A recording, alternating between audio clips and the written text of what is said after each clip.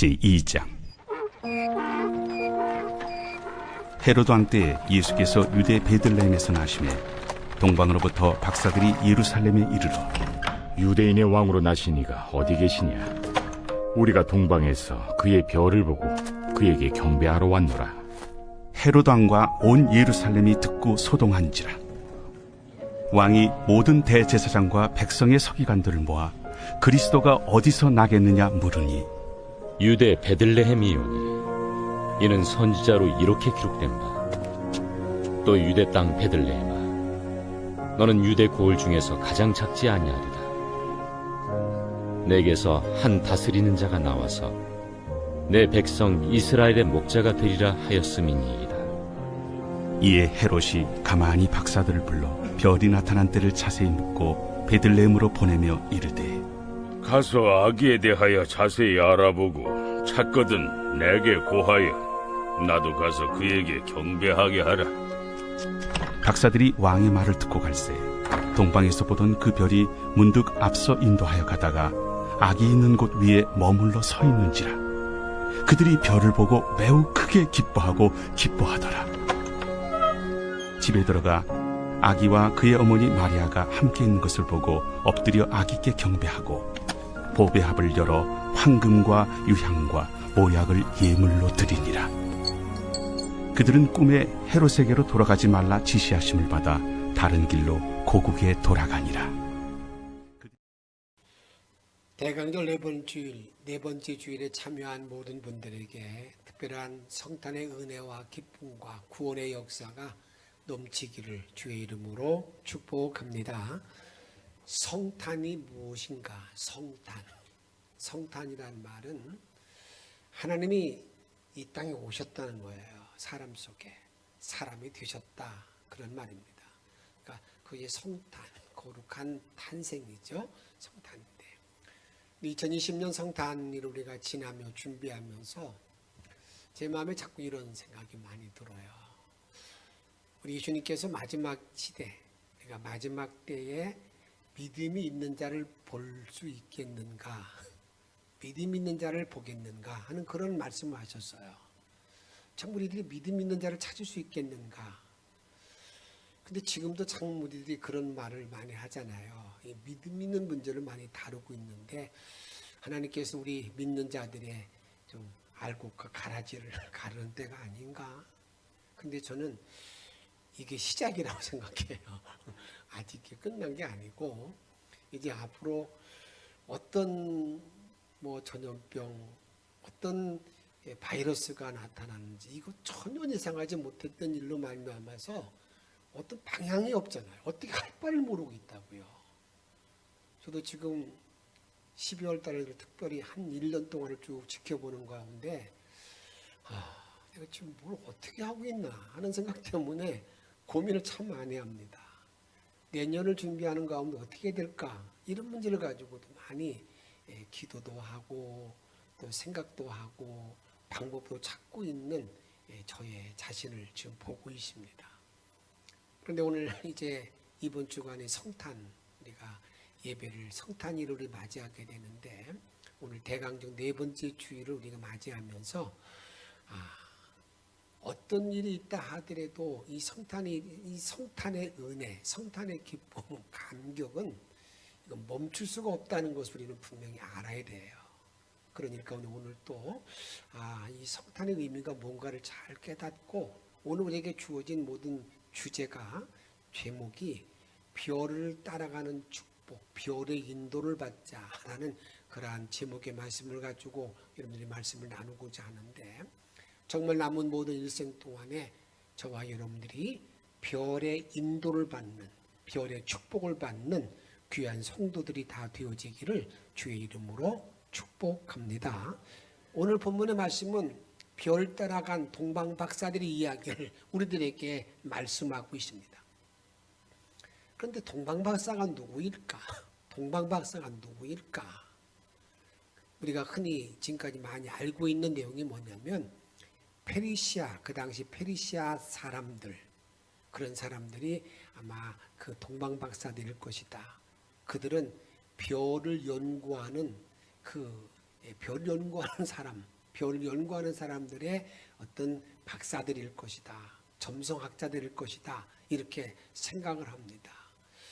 그게 어떻게 되었든지 간에 그건 정확히 알지 못하지만 저는 동방박사들의 의미를 다시 한번 재해석해야 된다고 생각을 합니다. 그것은 전혀 하나님도 알지 못하고 메시아도 알지 못하는 전혀 아무도 알지 못하는 사람들이 그냥 별을 따라봐서 아기 예수께 경배했다. 그런 모든 일들이 저는 그렇게 보지 않습니다. 그것은 유대의 나라 그 히브리 사람들이 이제 바벨론의 포로가 됩니다. 바벨론 포로가 되는데 그 당시 예레미야를 통해서 그렇게 말씀하고 있죠. 바벨론의 지배를 받아야 된다. 종이 돼야 된다. 그게 살 길이다. 만약에 그것이 그 바벨론의 포로 생활을 하고 난 다음에 종살이 하고 난 다음에 70년 만에 다시 돌아올 것이다. 이것이 예레미야의 예언입니다. 근데 그 당시 모든 제사장이나 모든 교권을 잡고 있던 사람들은 무슨 말이냐? 여기는 하나님이 살아계신 하나님이 계신 성전이 있는 곳이다. 절대 그런 일이 없다. 그래서 예레미야가 고난을 많이 당합니다. 그런데 예레미야 예언대로 나라가 다 망하게 되죠. 이제 사제가 멀쩡한 사람이 전부 다 붙잡혀갔습니다. 그런데 하나 예레미야를 통해서 예언한 내용이 뭐냐면 앞으로 70년이 지나면 고국에 다시 돌아올 것이다 라고 예언해 줍니다. 70년이 지나면 온다 그 말이에요. 그래서 70년 지나 온다고는 그러한 예언에 따라 이것은 어떻게 생각하면 도저히 있을 수 없는 일인데 하나님의 섭리와 역사의 주관 아래 70년이 되었을 때 고레스라는 사람이 유대 사람들을 고국에 돌아갈 수 있도록 길을 열어줘요. 3번에 걸쳐서 길을 열어주게 됩니다. 3번에 걸쳐서 고향 땅에 돌아온 사람들이 많이 있었습니다. 그런데 그 당시에 돌아오지 아니하는 유대인들도 상당히 많이 있었다고 봅니다. 그건 어떻게 알 수 있겠는가? 지금도 이란 땅에 가서 보게 되면 유대인들이 상당히 많이 있습니다. 상당히 많습니다. 상당히 많은데 전에 제가 종로 지방에 있을 때 이란으로 성지순례를 가서 깜짝 놀랐어요. 그 이란 땅에 에스더의 묘가 있고 모르드게의 묘가 있는 거예요. 다니엘의 공원이 있어요. 그 역사적으로 증명하고 있어요. 근데 참 대단하잖아요. 완전히 유대인들과는 철천지 원수같이 여기는데 그곳에 모르드게의 묘와 에스더의 묘가 나란히 지금 지키고 그걸 관리하는 사람이 있습니다. 그 말이 무슨 말이겠어요? 유대인들이 많이 남아 있었다는 것입니다. 그 당시 제가 한번 물어봤더니 그 유대인들의 숫자가 한 2만 명 정도 있었고 팔레비 시대에는 더 많이 있었다고 하더라고요. 그런데 그렇게 많이 남아 있었다는 걸 보게 될 때에 그 당시 남아있는 사람들이 있었다는 거예요. 그들 가운데는 메시아 사상이 깊이 젖어 있는 사람이 있었어요. 이 나라를 위해서 우리 민족을 위해서 메시아를 보내줄 것이다. 그렇게 메시아의 사상에 젖어 있던 사람들 가운데 하늘의 별을 연구하는 점성학자들 가운데 누가 있었다는 거예요? 히브리 사람들이 있었던 것이죠. 근데 어느 날 보니까 큰 별 하나가 나타납니다. 별이 나타나요. 그들은 그 별을 따라서 그들 직감적으로 저건 메시아다라는 생각 때문에 별을 따라서 어디까지 온 거예요? 별 따라서 유대 나라에 와서 누구를 만나게 되었다는 겁니까? 그들이 와서 여러분들에게 그 예수님을 만났다라는 것입니다. 다시 말씀드리면 유대의 역사는 디아스포라, 그 외국에 흩어진 많은 자들, 그들인데 그들 가운데에서 메시아를 연구하던 사람들이 동방박사라고 볼 수가 있다 그 말입니다. 그런데 중요한 것이 있어요. 그 사람이 누구냐 하는 것은 사실 엄밀히 따져서는 큰 의미가 없습니다. 그것이 페르시아 사람이건 유대 사람이건 관계가 없습니다. 중요한 것은 그들이 와서 누구를 만났다는 거예요. 예수를 만났다. 거기 가장 큰 초점이 있는 겁니다. 근데 이 성탄의 은총에 다시 말하면 예수를 만남에 있는 건데 이 땅에 오신 예수가 이 땅 메시아가 이 땅에 오심을 말하고 탄생했다는 것인데 그분을 만났다. 여기에 성탄의 기쁨과 은혜가 있다 그 말입니다.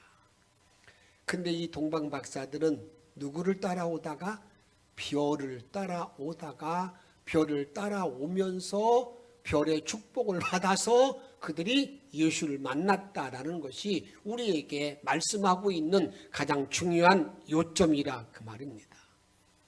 저는 이 시간 먼저 축복합니다. 저와 여러분들이 남은 모든 날을 살아가는 날 동안에 별의 인도를 받음으로 말미암아서 우리 예수님을 만나는 메시아를 만나는 주의 성탄을 은혜를 누리는 복된 종들이 다 되시기를 주의 이름으로 축원합니다. 오늘 이렇게 말씀합니다. 별의 인도를 받았다는 내용을 말할 때에 마태복음 2장 9절에 보게 되면 박사들이 왕의 말을 듣고 갈새 동방에서 보던 그 별이 문득 앞서 인도하여 가다가 악이 있는 곳 위에 머물러 서 있었다. 있는지라고 말하고 있어요. 별이 어디까지 인도했다는 거예요? 악이 예수까지 인도했다 그 말입니다. 그러기에 별이 앞서 인도하여 간 것처럼 별의 인도를 받는 축복이 무엇일까? 이것이 저와 여러분들의 과제가 된다 그 말입니다. 저는 별의 인도를 받는 축복의 첫 번째가 뭘까? 그것은요, 예수 그리스도의 인도를 받는다는 거예요. 내가 별을 따라가는 그러한 신앙, 별의 인도를 받는다는 말의 의미는 예수 그리스도의 인도를 받는 것이다 그 말입니다. 이것을 이렇게 말합니다. 요한계시록 22장 16절 말씀 같이 한번 읽겠습니다. 나 예수는 교회들을 위하여 내 사자를 보내어 이것들을 너희에게 증언하게 하였노라. 나는 다윗의 뿌리요 자손이니 곧 광명한 새벽별이 누구라는 거예요? 나 예수. 예수가 광명한 새벽별이다. 이렇게 우리들에게 말하고 있다 그 말입니다. 그러기에 예수가 광명한 새벽별, 예수 광명한 새벽별 되는 예수의 인도를 받는 거, 이게 중요하다 그 말이에요. 그것을 만나는 그것을 그 예수가 이 땅에 오신 곳, 그 예수가 오심을 말하는 게 성탄인데, 성경에서는 성탄을 말하는 제일 첫 번째가 어디 있을까? 우리는 신약 성경의 성탄에 대해서 말한다고 생각합니다. 그런데 성경은 그렇지 않습니다. 창세기 3장 15절에 이미 성탄을 예고하고 있습니다. 창세기 3장 15절에 보게 되면 여인의 후손이 이 땅에 온다고 말하고 있습니다. 여기는 여인을 말할 때 하와일까라고 생각하는데 하와가 아닙니다. 그것을 성경 전체를 해석해주고 있는 갈라디아서에 보게 되면 그 여인이 누구인가를 알려주고 있는데 그 아기가 누구인가를 말하고 있는데 이렇게 말합니다. 갈라디아 4장 4절에 보게 되면 때가 참에 하나님이 그 아들을 보내사, 그 아들이 누구예요? 메시아를 보내사 여자에게서 나게 하시고, 여기 여자가 누굽니까? 마리아죠. 그러니까 여인의 후손에게서 난다는 그런 말의 의미는 이미 그냥 예수님이 이 땅에 오시는 그 마리아를 말하는 여자가, 여인이 마리아를 우리에게 말한다는 것을 우리에게 바울을 통해서 말씀하고 있다 그 말입니다. 성경은 그 후로 창세기 3장 이후로 계속해서 우리들에게 끊임없이 예언하고 있는 내용이 뭡니까? 그것이 메시아가 오실 거다. 메시아가 온다. 메시아가 온다. 계속 말하는 거예요. 그것을 구체적으로 가장 정확하게 예언하는 사람이 누구냐? 예수님 나시기 전 600년 전의 사람 이사야를 통해서 말합니다. 처녀가 잉태하여 아들을 낳을 것이니 이름을 임마누엘이라 하라, 이렇게 말합니다. 이미 처녀 여인을 통해서 그 낳는데 그 사람이 임마누엘. 그래서 마태복음 1장에 보게 되면 이 땅에 오신 예수님을 누구라고 부르는 겁니까? 임마누엘이라고 우리들에게 말씀하고 있는 것을 보고 있습니다. 저는 이제 여러분을 축복하고 부탁하는 것은, 내가 별을 따라간다는 말의 의미, 별의 축복을 받는다는 말의 의미는 누구의 인도를 받는다는 거예요? 예수 그리스도, 예수님의 인도를 받는 그런 복된 삶을 살아갈 수 있기를 주의 이름으로 축복합니다. 다음 두 번째로, 별의 축복은 무엇을 말하는가? 별의 축복은 목자의 인도를 받는다는 말입니다. 목자의 인도, 목자의 인도. 요한계시록 1장 20절 이렇게 말하고 있습니다. 내가 본 것은, 이것은 사도 요한을 말하는 거죠. 사도 요한이 본 것은 내 오른손에 7별의 비밀과 또 7금 촛대라. 7별은 누굽니까? 7교회의 사자요, 7 촛대는 7 교회니라. 여러분, 사도 요한이 밤모섬에서 하늘이 열린 걸 보는 거예요. 근데 하나님의 사자가 이 사도 요한에게 계시로 보여줄 때 7 교회, 7 별의 비밀과 7금 촛대 교회를 알려주고 있는데, 7 별은 누구를 말하는 겁니까? 7 교회의 사자, 7 교회의 목사인 것을 말합니다. 그런데 그 장면이 이렇게 말합니다. 우리 예수님께서 오른손으로 7별을 꽉 잡고 있어요. 꽉 잡고 있다는 거예요. 그 7별을 잡고 있다는 말의 의미가 무슨 의미겠습니까? 하나님의 능력의 손으로 꽉 붙잡고 있어요. 누구를? 목자를 붙잡고 있다는 것을 우리들에게 말하고 있습니다. 그렇게 7별을 붙잡고 있는 그 목자들이 하는 일이 뭔가? 별을 따라가도록 인도해서 어디까지 이끌어가는 거예요? 베들레헴까지 가는 거예요. 베들레헴까지. 여기서 우리는 분명히 알아야 될 사실이 뭐냐면, 목사가 누구인가를 우리에게 알려주고 있습니다. 목사는 하나님의 능력에 붙들려서 어디까지? 모든 양무리를 어디까지 인도하는 거예요? 베들레헴, 떡지까지 인도하는 의무가 주어져 있다는 거예요. 다른 어떤 일보다도 목사가 해야 할 일은, 여러분, 모든 양무리를 예수를 만나도록 인도하는 책임, 이게 목자의 축복을 받는 일인 것을 우리들에게 말씀하고 있다, 그 말입니다. 그런데 오늘 본문을 잘 보게 되면 별을 따라가다가 목자를 따라가다가 갑자기 한눈 팔면 완전히 모든 상황이 바뀝니다. 이렇게 오늘 본문을 제가 좀 이렇게 해석하면서 설명해 드리고자 합니다. 이들이 문득 나타난 별을 보고 따라옵니다. 별을 보고 오다 보니까요, 그 유대인들, 그 동방박사들이 이건 많이 왔던 곳이네. 알고 보니까 자기 고향 땅이에요. 이 땅은 내가 뭐 잘 알지. 그러고 별을 따라가는 것이 아니라 생각으로 어디 가네. 왕이 나셨으면 왕은 어디에서 나야 되는 거예요? 왕궁에서 나기 때문에 왕궁을 먼저 찾아갑니다. 헤롯을 먼저 아련했습니다. 이 동방박사들이 이렇게 말합니다. 우리는 별을 연구하는 사람들인데 난 아기께 우리는 경배하겠다, 예배드리겠다, 그렇게 말하니까 처음에 헤롯은 아주 상당히 참 점잖게 말하잖아요. 잘 물어봅니다. 그때가 언제냐고. 그리고 그걸 자세히 물어보고 난 다음에 거기에 있는 대제사장들과 서기관들에게 묻습니다. 어디서 왕이 나신다고 그랬느냐? 예, 베들레헴입니다. 그럼 당신들 가서 자세히 알아보고 난 다음에 나에게 알려주시오. 내가 가서 우리도 경배하겠소. 완전히 새빨간 거짓말이었잖아요. 근데 그 별, 그래서 보게 되면 그들이 나타난 별을 계속 따라갔으면요, 헤롯으로 인해서 죽은 2세 2살 아이 어린아이들이 죽지 않았을 것입니다. 우리는 여기서 꼭 기억해야 됩니다. 별을 보고 따라갈 때에 한눈 팔면 안 된다는 것을 우리들에게 말하고 있다, 그 말입니다. 그리고 이 별이라는, 우리 별을 따라가서 만난 예수는 어떤 예수입니까?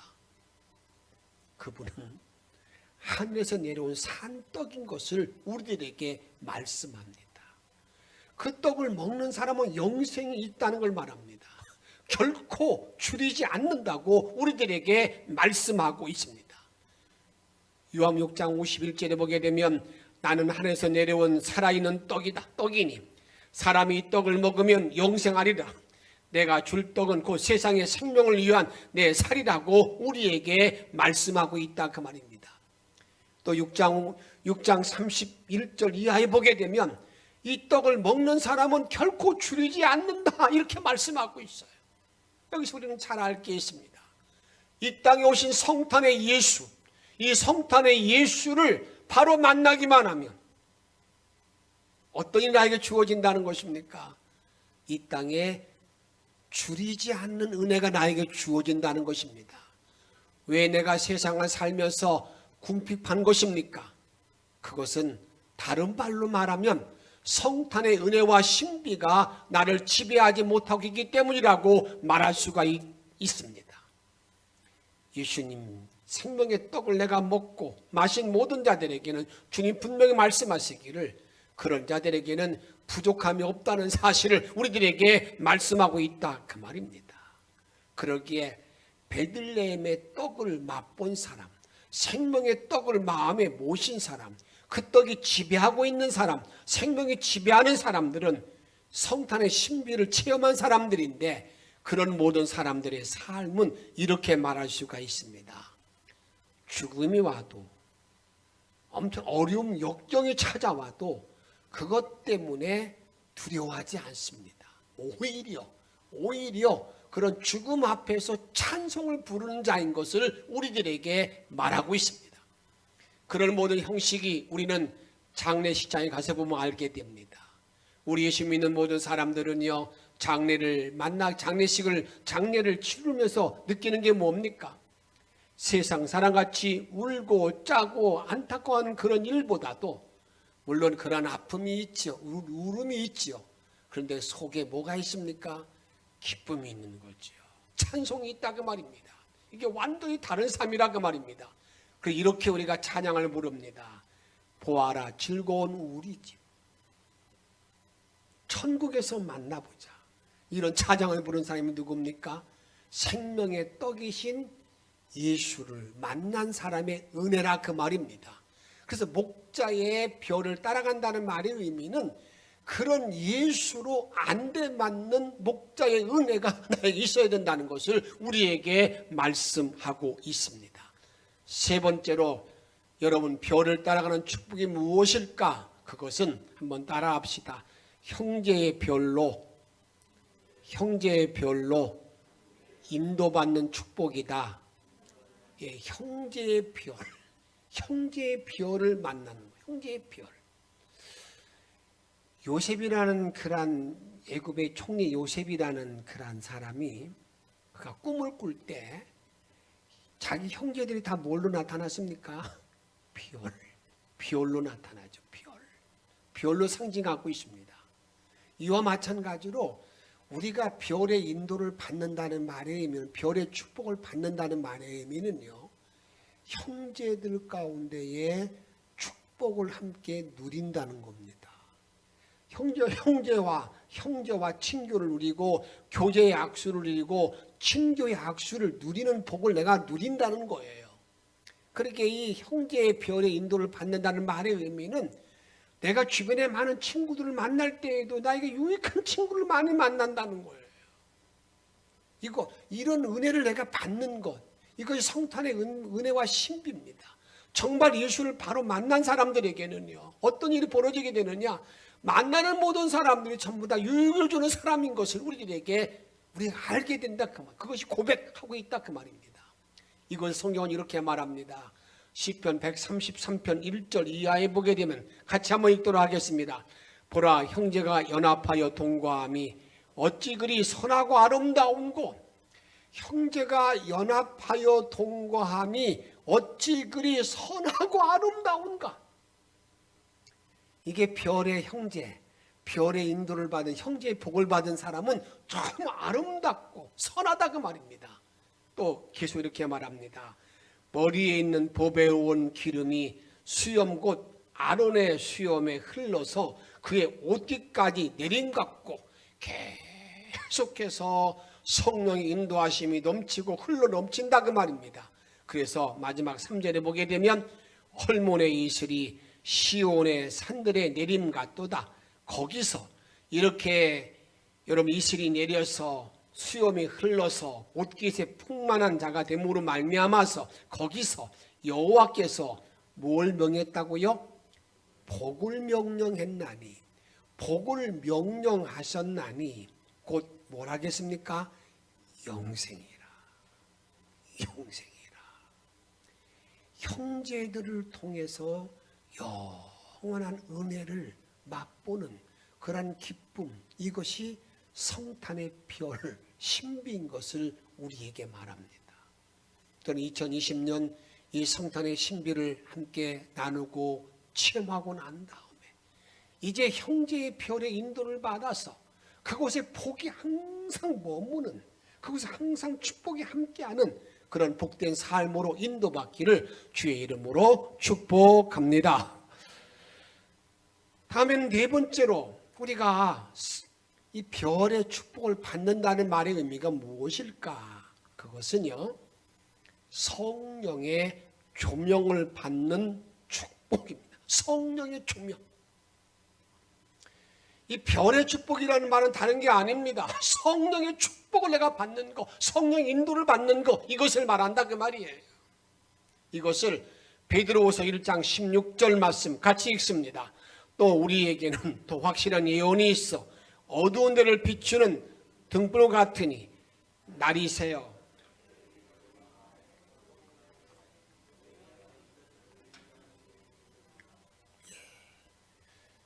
마음에 뭐가 떠오른다고요? 샛별, 샛별이 떠오른 거야. 샛별. 여러분, 이 샛별이 떠오른다고 그럴 때 이 말이 문자적으로는 마음에 샛별이 떠오른다는 거잖아요. 그럼 여러분들에게 뭐 갑자기 별이 뭐 내셔서 튀어나오는 겁니까? 그런 말은 아니다 그 말이에요. 우리가 남은 모든 생을 살아가는 날 동안에 내 마음속에 심령 속에서 모든 일에 성령의 조명을 받는 거예요. 성령의 조명. 성령님이 나를 알려주는 겁니다. 내 방향을 정해주는 거예요. 내가 할 말을 알려주는 거예요. 이것이 나에게 큰 일을 만나거나 작은 일을 만나거나 우리는 성령의 조명을 받아야 돼요. 내가 어떤 사업장을 앞에 놓고 있다거나 내가 어떤 무슨 문제를 만나고 있든지 간에 내가 기도하면서 성령님이 내 속에서 조명해 주는 은혜가 나에게 있어야 된다 그 말입니다. 내가 주일 예배 드릴 때에도 성령의 조명이 나를 지배해야 되는 겁니다. 그래서 내가 말씀을 들을 때에도 깨닫는 은혜가 있을 뿐만 아니라 성령이 나를 조명해 주기 때문에 말씀대로 따라 순종하시는 길도 나에게 허락받는다 그 말입니다. 찬송을 부를 때에도 어느 곳에 가 있을 때에도 강에 가 있을 때에도 어떻게 되든지 간에 무엇을 받는다고요? 성령의 조명받는 것, 이것이 뭐예요? 별을 따라가는 축복이라는 것을 우리들에게 말씀하고 있습니다. 별이 있어야 별을 따라가야 이런 나를 인도하는 어떻습니까? 예수 그리스도의 인도하심, 목자의 인도하심, 또 형제의 인도하심, 또 여러분 성령의 조명에 따라서 내가 어디 갈 수 있다는 거예요? 베들레헴에 갈 수 있다는 거예요. 베들레헴 아기 예수가 있는 곳, 예수가 있는 그곳이 언제 어떻게 가느냐? 이 성령의 조명을 받아야 갈 수 있음을 우리들에게 말씀하고 있다 그 말입니다. 그러기에 저와 여러분들은요, 내 마음에 성령의 조명이 나를 비춰줄 때까지 그때 기도가 필요한 거예요. 주님, 어떻게 해야 되는 것입니까? 어떻게 해야 이 일을 해결할 수 있습니까? 라고 기도하는 것. 언제까지? 내 마음에 성령의 조명이 비춰줄 때까지, 알려줄 때까지 그 일을 감당하는 것이라 그 말입니다. 별이 없으면 우리가 사막길로 갈 수밖에 없습니다. 방황할 수밖에 없습니다. 왜 우리가 지금 혼란에 빠져 있고 어떻게 할까 몰라 헤매고 있는 것입니까? 그것은 다른 데 있지 않습니다. 내가 별의 인도를 받지 않기 때문입니다. 내 마음대로, 내 생각대로, 내 판단대로 움직이기 때문에 여러분, 내가 방황한다 그 말입니다. 마음의 별이 떠오르면, 성령의 조명을 받으면 내가 하나님께 예물 드릴 때에도 동방박사의 예물을 드릴 수가 있습니다. 오늘 동방박사들이 아기 예수께 엎드려서 뭘 드립니까? 황금과 유향과 모략을 드립니다. 황금을 드렸다는 말의 의미는 인간의 눈으로 볼 수 있는 최고의 것이 황금입니다. 유향이라는 것은 코로 맡을 수 있는 최고의 향기가 여러분 유향입니다. 모략이라는 것은 입으로 먹을 수 있는 최고의 보약이 뭐냐? 그것이 모략입니다. 그러기에 저와 여러분들이 정말 주님을 만나고 성령의 조명을 받으면 나의 가장 좋은 것, 가장 귀한 것을 주께 드릴 수 있다는 것을 우리들에게 말씀하고 있습니다. 우리의 생을 살아오면서 정말 내가 나의 모든 삶 가운데 가장 존귀한 사람, 존경하는 사람이 있습니까? 감사한 분이 있습니까? 그분에게 내가 선물을 주고 좁은 선물을 드려본 적이 있습니까? 그 선물을 드리고 난 다음에 마음이 어떻습니까? 그냥 아깝고 아이고 그런 생각이 듭니까? 아닙니다. 참 이상하게 인간의 모든 삶 속에서도 가장 그 존경하는 사람에게 선물을 드리고 나면요, 뭔가 부족해요. 내가 좀 더 잘해서 드릴 걸 하는 생각이 나에게 든다 그 말입니다. 마찬가지입니다. 정말 예수님이 가장 나의 존귀한 분임을 알게 되게 되면 나의 가장 귀한 걸 드리고 난 다음에도 뭔가 부족한 마음을 가지고 더 섬기고자 하는 마음이 내 마음에 넘쳐난다 그 말입니다. 저는 2020년 참 어려운 시기를 보내는 이때에 여러분 마음속에 우리의 생명을 주신 그 영생 주신 그 주님을 향해서 가장 귀한 걸 드릴 수 있는 그런 은혜가 넘치는 성탄의 신비가 함께하기를 주의 이름으로 축복합니다. 이번 성탄의 예물은 작년과 마찬가지로 우리가 드려지는 모든 예물 가운데에 50%는 전부 다 그날 전부 다 정리해서 이제 가난하고 힘들고 어려운 모든 분들과 함께 나누고자 합니다. 여러분 주변에도 그런 분이 있으면 행정실에 말씀해 주시면 참조해서 함께 나누는 시간을 갖도록 하겠습니다. 이런 귀한 일들을 통해서 주의 이름을 높이는 것이라 그 말입니다. 사랑하는 성도 여러분, 저는 이 시간 2020년 성탄 일을 앞에 놓고 별을 따라가되 절대 그 별에서 눈이 떠나지 말기를 바랍니다. 집중해서 따라가야 됩니다. 만약에 그 눈에서 그 별에서 내 눈이 떨어지게 되면 엄청난 혼돈이 찾아온다는 것을 우리들에게 말씀하고 있습니다. 끝까지 찾아가서 그 별이 인도하는 대로 누구를 만나야 되는 거예요? 아기 예수를 만나는 것이 성탄의 은혜와 신비와 축복인 것을 우리들에게 말씀합니다. 그래서 이제는 남은 모든 날 동안에 우리 예수님의 인도를 받을 뿐만 아니라 목자의 인도를 받고 형제의 인도를 받고 성령의 샛별의 인도를 받는 복된 삶으로 남은 일생을 승리하는 저와 여러분의 삶이 되어지기를 주의 이름으로 축복합니다. 이렇게 별의 인도하심을 받아 나의 갈 길이 형통하기를 바라는 마음으로 함께 찬양을 하도록 하겠습니다. 384장 나의 갈 길 다 가도록.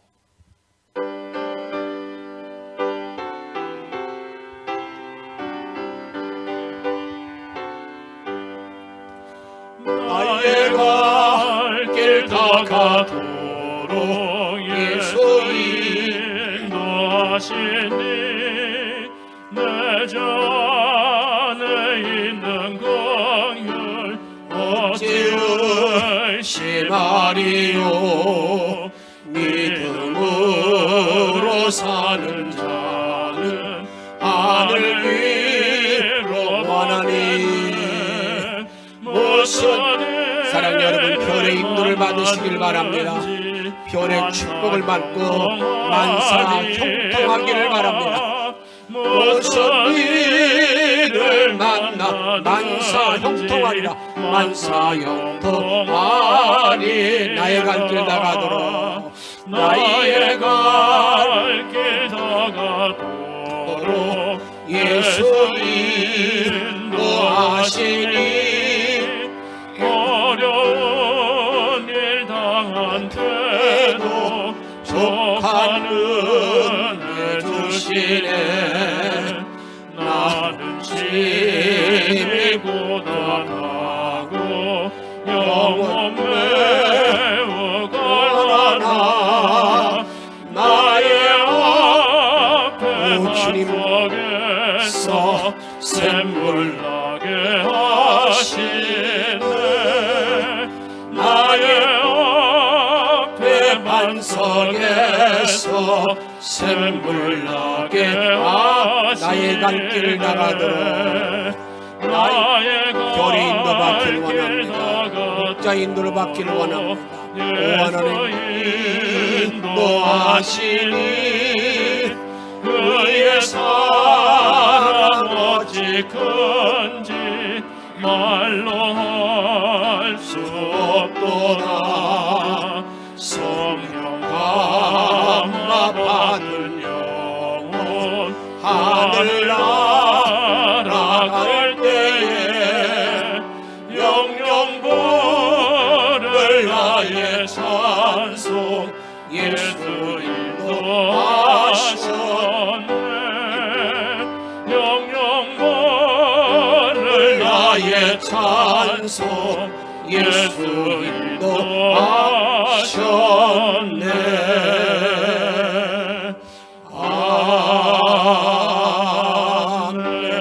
아멘. 별의 인도를 받아 별의 축복을 받는 말미암아 나의 일생이 만사 형통하는 삶이 되기를 바라는 마음으로 별의 인도를 받기를 바라는 마음으로 이 시간 목소리로 통성으로 기도하겠습니다. 성령의 주님을 찬양합니다. 이 재임성탄 축복을 앞에 놓으려 이루시기를 원합니다. 나아갈 모든 나아갈 돈에게 인도를 받고 인도 받기를 원합니다. 아버지 돈만 능력이 모든 길 함께 도와주시고 나타나기를 원합니다.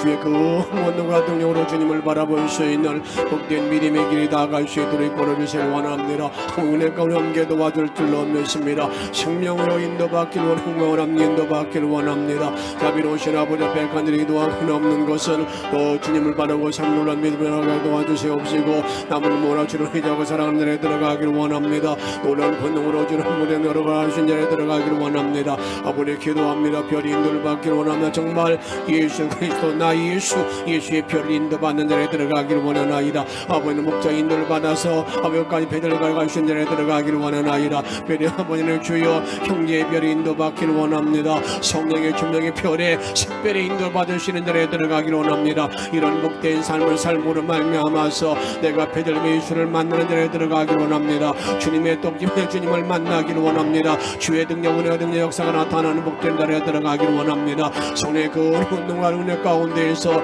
온전히 주님을 바라보는 승리하는 믿음의 종들이 다 되어줄 수 있는 도우시고 이끌어주시길 원합니다. 선한 손길은 남을 승리할 수 있는 자가 도와주시옵시고 오직 예수의 그 영광으로 오직 주님만 바라볼 수 있도록 주께서 이끌어 주시옵소서. 우리의 능력과 생명 되시는 예수님의 이름으로 감사하며 간절히 기도하옵나이다. 아멘.